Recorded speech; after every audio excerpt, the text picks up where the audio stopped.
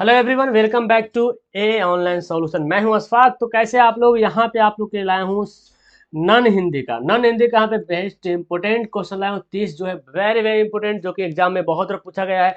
तो एक भी क्वेश्चन स्किप नहीं करना, आप लोग को पूरा सवाल देखना है और पूरा सवाल को हल करने की कोशिश करना है। बहुत ही इंपॉर्टेंट, ये खास करके बिहार बोर्ड के लिए आता है नॉन हिंदी। और नॉन हिंदी अक्सर जो है मुस्लिम स्टूडेंट जो है इस लेसन को सिलेक्ट करते हैं, ठीक है ना। और जो हिंदू स्टूडेंट होता है उसके लिए गौधोली हिंदी होता है, ठीक है। तो ये नॉन हिंदी है। तो चलिए स्टार्ट करते हैं, वीडियो को वन बाय वन करके देखेंगे और सभी सवाल को जवाब नीचे कमेंट बॉक्स में जरूर कमेंट करना। और टोटल 30 में से कितना सही बनाए उसको आप जरूर कमेंट करना। ओके, सबसे पहला सवाल हमारा यहाँ पे, कर्मवीर पर्वतों को काट कर क्या बना देते हैं? ऑप्शन ए नदी, बी में सड़क, सी में गुफा, डी में महल। तो आप कविता पढ़ेंगे कर्मवीर के बारे में। तो कर्मवीर जो पर्वतों को काट के क्या बनाते हैं? सड़क बनाते हैं ना। कर्मवीर जो होते हैं वो पर्वतों को काट के जो है क्या बनाते हैं? सड़क बना देते हैं। तो हमारा इसका आंसर क्या हो गया? ऑप्शन नंबर बी यहाँ पे राइट आंसर हो गया। अगला है, उज्जवल का अर्थ क्या होता है? देखो, उज्जवल मतलब क्या होता है? बहुत ही चमकीला, तुम्हारा भविष्य उज्जवल हो, है ना। जलयान, प्रयास, चमकीला या भाग्य। तो क्या आंसर होगा? चमकीला। उज्जवल के मतलब होता है चमकीला।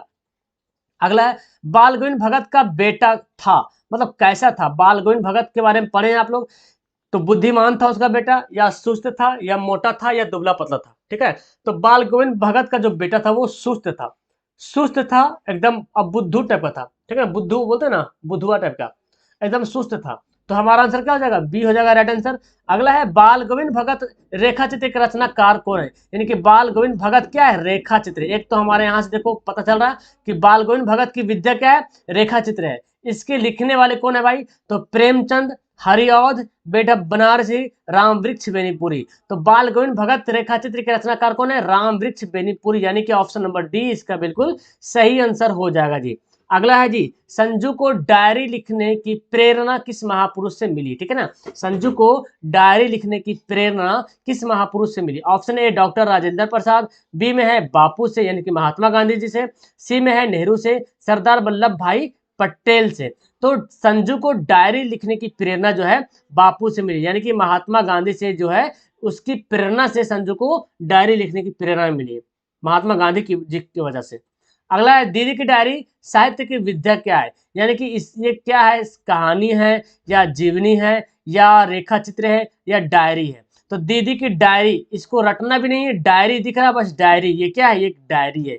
तो विद्या वाला बहुत सा सवाल आता है कि इसका विद्या क्या है? कहानी है, निबंध है, कविता है, डायरी है, रेखा चित्र है, वृत्तांत है, यात्रा वृत्तांत। तो इस तरह एक सवाल तो बनता ही बनता है। और तो इसको आप पढ़िएगा ध्यान से, ठीक है ना। अगला सवाल है, पीपल पाठ की विद्या क्या है? पीपल क्या है? कहानी है, निबंध है, डायरी है, कविता है। तो पीपल जो है ना कविता है। क्या जी? पीपल जो है वो कविता है ना। पीपल के पेड़ पड़े होंगे, तो पीपल जो है कविता है। तो हमारा आंसर क्या हो जाएगा? ऑप्शन नंबर डी हो जाएगा। ओके, चलिए अगला सवाल है, आचार्य शिव पूजन सहाय द्वारा रचित पाठ कौन है? यानी कि इनमें से कौन सा पाठ है जिसको आचार्य शिव पूजन सहाय के द्वारा रचा गया है? खेमा, दीन बंधु निराला, विक्रमशिला, बच्चे की दुआ। ठीक है, तो आचार्य शिव पूजन सहाय जो है वो दीन बंधु निराला को लिखे हैं। आपके लेसन में जो दीन बंधु निराला है उनके राइटर कौन है? उनके रचनाकार कौन है? आचार्य शिव पूजन सहाय। इस तरह से इस सवाल का आंसर ऑप्शन नंबर बी हो जाएगा। अगला सवाल है, खेमा शीर्षक कहानी के केंद्र में है। यानी कि केंद्र के में है कि मतलब ये हुआ कि इसका मेन पॉइंट क्या है, इसका मेन बातें क्या बताना चाहता है ना। मेन बात इसमें क्या बताना चाहता है? बाल सॉरी बाल बाल होगा बाल विवाह, बेमेल विवाह, या बाल मजदूरी, या विधवा विवाह। तो देखो, खेमा में छोटा बच्चा होता है, उसे काम करवाता होटल में, तो उसको बाल मजदूरी के मतलब उसको उजागर के लिए, बाल मजदूरी को कम करने के लिए, है ना, इसकी समस्याओं को बारे में बताने के लिए यहाँ पे लिखा गया इस कहानी ये, ठीक है, खेमा को। तो खेमा कहानी भी है, ठीक है ना। और बाल मजदूरी के बारे में बताया कि बच्चा जो है होटल में छोटा छोटा बच्चा जो होटल में काम करता है तो वो सही नहीं है, उसको पढ़ने का उम्र है तो वो मजदूरी कर रहा होटल में बैठ के, है ना। तो ये बाल खेमा जो है एक नाम है, लड़का कराता है जो कि बाल मजदूरी करता है होटल में, ठीक है ना। आंसर क्या हो जाएगा? सी हो जाएगा। खुशबू रचते हैं हाथ कविता के रचयिता कौन है भाई? मोहम्मद इकबाल है, या अरुण कमल है, शंकर शैलेंद्र, या गोपाल सिंह नेपाली है। तो खुशबू रचते हैं हाथ बहुत इंपॉर्टेंट यहाँ पे। तो इसके रचनाकार कौन? अरुण कमल। इसमें होता क्या ना, खुशबू रचते हैं हाथ का मतलब जो बच्चियां जो होती है, छोटी छोटी बच्चियां होती है, अगरबत्ती को बनाती है ना ऐसे हाथ करके, मतलब छोटी छोटी बच्ची जो है छोटी छोटी हाथों से अगरबत्तियां को बना रही है ना, तो वही बोला जा रहा है खुशबू जो है हाथ से रचा जा रहा है। ये कविता लिखा गया अरुण कमल के द्वारा, ठीक है। अगला है दर्दमंद और वंचितों की हिफाजत का संकल्प निहित है। मतलब इन ऑप्शन में से कौन ऑप्शन है जिसमें दर्दमंदों और वंचितों के बारे में बताया गया, उसकी हिफाजत के बारे में बताया गया? कबीर के पद में, या पीपल में, या बच्चे की दुआ में, या सुदामा चरित्र में? तो दर्दमंदों और ज़ईफों की हिफाजत करना पड़े होंगे, तो ये है बच्चे की दुआ में, ये कविता है बच्चे की दुआ, ठीक है ना। इसी में जो है दर्दमंदों और वंचितों की हिफाजत के लिए संकल्प किया गया, इरादा लिया गया, दुआ मांगी गई। ऑप्शन नंबर हमारा सी हो गया।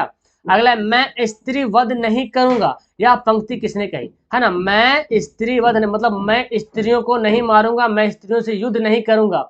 ये जो लाइन है ये किसने कही? पद्मा ने, या तो फिर सैनिक ने, या सेनापति ने, या अशोक ने? तो ये जो है ना अशोक ने बोला था, ठीक है। अशोक ने बोला था। कलिंग का युद्ध हुआ था जी, आपको पता है कलिंग का युद्ध हुआ था 261 ईसा पूर्व में, है ना, ईसा पूर्व में।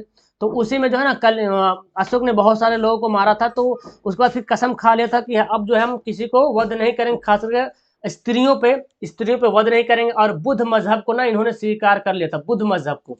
ऑप्शन हमारा डी हो गया। अशोक का शस्त्र त्याग एकांकी किसकी रचना है? देखिए अशोक का शस्त्र त्याग क्या है, अगर इसका विद्या पूछा जाए कि अशोक का शस्त्र त्याग का विद्या क्या है, तो एकांकी हो जाएगा। मतलब जैसे निबंध है, कौन रेखा चित्र है, तो अशोक का शस्त्र त्याग क्या है? एकांकी है। इसके राइटर कौन है जी? प्रेमचंद है, या राम वृक्ष बेनीपुरी है, या शिव पूजन सहाय है, या वंशीधर श्रीवास्तव है? तो हमारा आंसर हो जाएगा वंशीधर श्रीवास्तव जो है अशोक के शस्त्र त्याग, इसके राइटर है, लिखने वाले हैं, ठीक है ना। तो यहाँ पे हमारा राइट आंसर हो गया। अगला सवाल पढ़ते हैं जी। गोदी में पियावा चमक उठे सखियां चिहुक उठे ना गाते थे, ये कौन गाते थे? ये जो लाइन है ना, ये लाइन कौन गाते थे? कर्पूरी ठाकुर गाते थे, या तो फिर निराला गाते थे, या तो कबीर गाते थे, या तो फिर बाल गोविंद भगत गाते थे? बहुत इंपॉर्टेंट सवाल है। तो गोदी में पियावा चमक उठे सखियां जो चिहुक उठे, ये जो गाते थे लाइन है, ये बाल गोविंद भगत गाते थे ना। तो इसके बारे में तो पढ़े ही हैं कि अपने बेटे की जो मौत हो जाती है, इसका बेटा जब मर जाता है तो फिर और गाते हैं जोर जोर से, और खुशी खुशी गाते हैं। तो बताया जाता है कि मरने पे जो है और खुशी मनाते हैं, ठीक है ना। तो ये लाइन उन्हीं का है, बाल गोविंद भगत का है। अगला है रांची से हुंडरू की दूरी कितनी है? रांची से हुंडरू पहुंचना, हुंडरू का जलप्रपात जो जानते हैं, ठीक है ना। तो उसकी दूरी कितनी है जी? 10 मील, 20 मील, 27 मील, या 30 मील? तो क्या हो जाएगा? 27 मील है, ठीक है। रांची से पुरुलिया नाम का एक जगह है, एक 13 मील आता है, वहां से फिर 14 मील जाता है, ठीक है ना, पुरुलिया से फिर वहां। तो इस तरह हमारा आंसर ऑप्शन नंबर सी हो जाएगा। हुंडरू का जलप्रपात यात्रा वृत्तांत किसकी रचना? देखिए हुंडरू का जलप्रपात, देखो जब भी आप याद करो ना, देखो विद्या का नाम आपने आसानी से याद करना है, ठीक है ना। जैसे कि अगर हमको याद करना पीपल, तो हमेशा पीपल नहीं बोलना, पीपल के साथ क्या बोलना? कविता। क्या बोलना? पीपल कविता। और उसका रचना करी तो पक्का याद करना, पीपल कविता, पीपल कविता, ठीक है ना। उस तरह से हुंडरू के जलप्रपात यात्रा वृत्तांत, इतना बात आपको याद रखना है विद्या। बाकी राइटर का नाम तो आपको याद ही है। इसके लिखने वाले कौन है? कामता प्रसाद सिंह है, या प्रेमचंद है, या राम वृक्ष बेनीपुरी है, या अयोध्या सिंह उपाध्याय हरिऔध।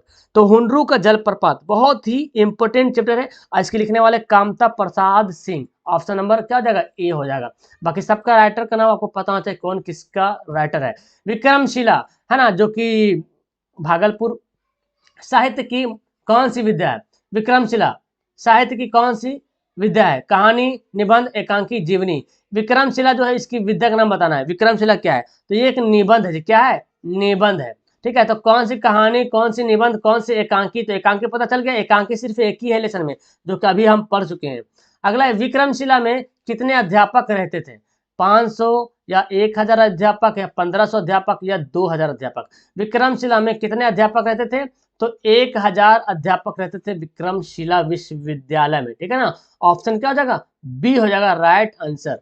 नेक्स्ट है बिहार की बेटियों की असाधारण विशेषताओं का उद्घाटन किया गया। यानी कि इसमें से कौन सी आपकी रचनाएं हैं किताब में जिसमें जो है बिहार की बेटियों के बारे में असाधारण विशेषताओं का उद्घाटन किया गया, करमवीर में या विक्रमशिला में या खेमा या हौसले की उड़ान में।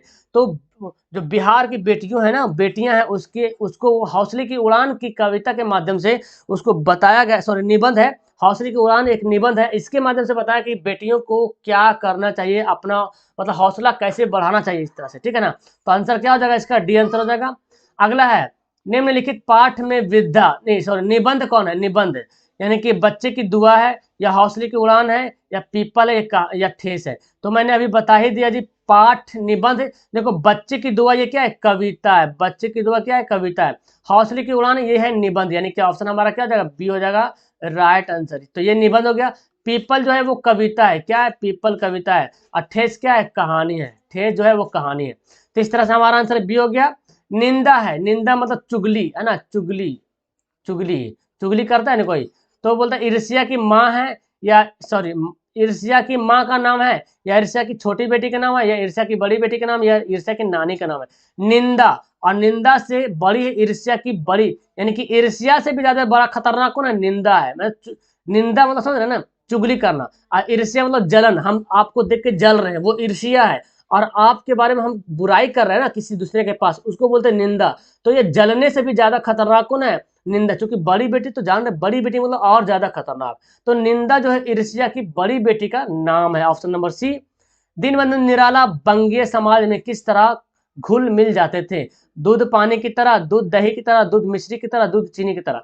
तो दीनबंधु निराला जो है बंगीय समाज में दूध मिश्री की तरह जो है घुल मिल जाते थे, ठीक है ना, दूध मिश्री की तरह, जिस तरह दूध में मिश्री घुल जाता है ना। अगला है किसके पास खड़ा होकर पीपल कल कल छल छल सुनता रहता है, किसके पास खड़ा होकर पीपल जो है कल कल छल छल सुनता रहता है। तो पीपल का है, पीपल तो एक पेड़ का नाम है जी, है ना, जो कविता में दिया है, पेड़ का नाम है। और पेड़ के पास क्या गुजरेगा, निर्झर, निर्झर, ऑप्शन क्या हो जाएगा, बी। तो निर्झर जो है निर्झर जो है पीपल के पास जो खड़ा होकर क्या होता है, छल छल छल छल सुनते रहता है। जो पानी जो बहती है तो जो आवाजें होती है उसको बोलते हैं निर्झर, है ना। तो सुनते रहता है, ऑप्शन हमारा बी हो जाएगा।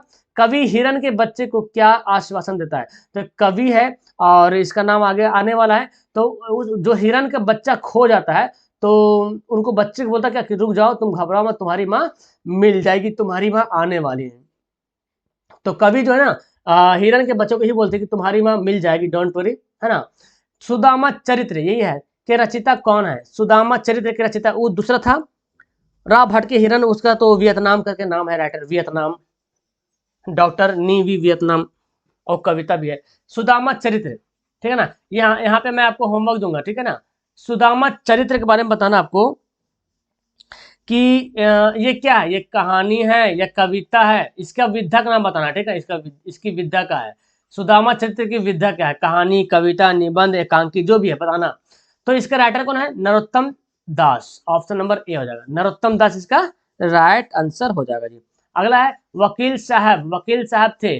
तो ईर्ष्या नाम का जो चैप्टर है ना, इसी में पढ़ना होता है। वकील साहब जो है बहुत ईर्ष्यालु है। देखो दयालु समझते हैं ना, दयालु जो कि बहुत बोलते हैं दयालु है।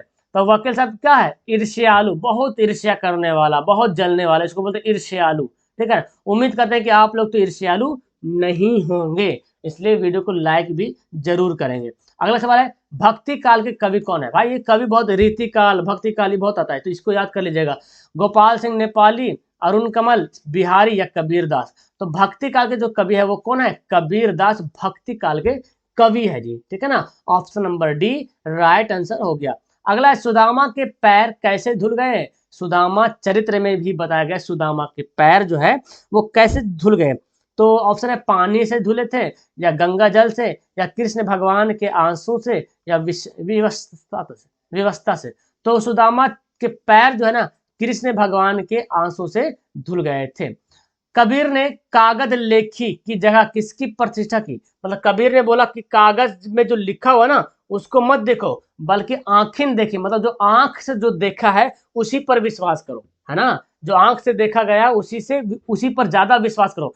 कागज में क्या लिखा हुआ, कागज में तो हम और तुम कुछ भी लिख सकते हैं ना, किसी को भड़काने के लिए, किसी को बोलने के लिए जो चाहे लिख सकते हैं, ताकि आपस में दो समाज लड़ जाए, आपस में एक दूसरे को दोस्त दुश्मन बन जाए।